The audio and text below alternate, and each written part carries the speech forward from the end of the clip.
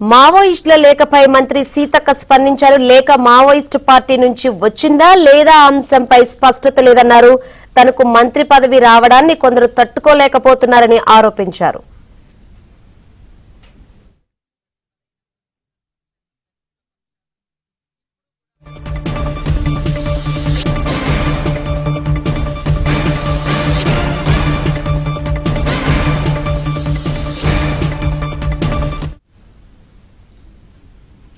ఈ దేశంలో ఈ రాష్ట్రంలో మొదటి నుంచి కూడా ఆదివాసీల పక్షాన, బడుగు బలహీన వర్గాల పక్షాన, దళితుల పక్షాన ఎప్పుడూ కూడా కాంగ్రెస్ పార్టీ ముందంజలో ఉంటుంది.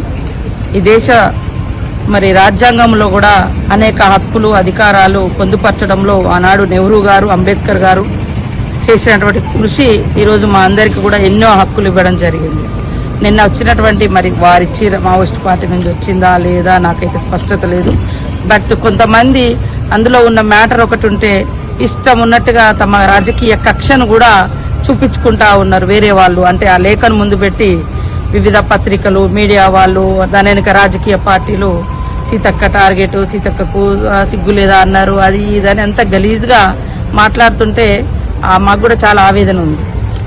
మేము పదవుల్లోకి వచ్చినాం కానీ మనసులు మారడమో లేదా ప్రజలకు దూరంగా లేము.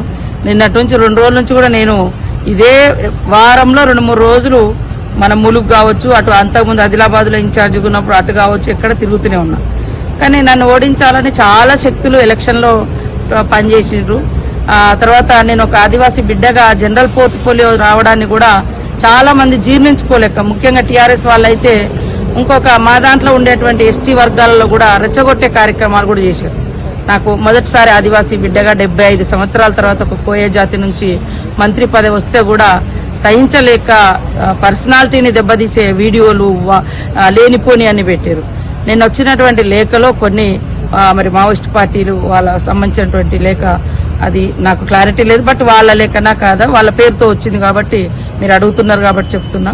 48 జీవో తెలిసిన వెంటనే నేను ఆ శాఖకు మంత్రిగా లేకున్నా ట్రైబల్ శాఖకు ఆదివాసీ బిడ్డగా మేమందరం ట్రైబల్ ఎమ్మెల్యేలు అందరం మీటింగ్ పెట్టుకొని అప్పటికి నేను ఆదిలాబాద్కి ఇన్ఛార్జిగా కూడా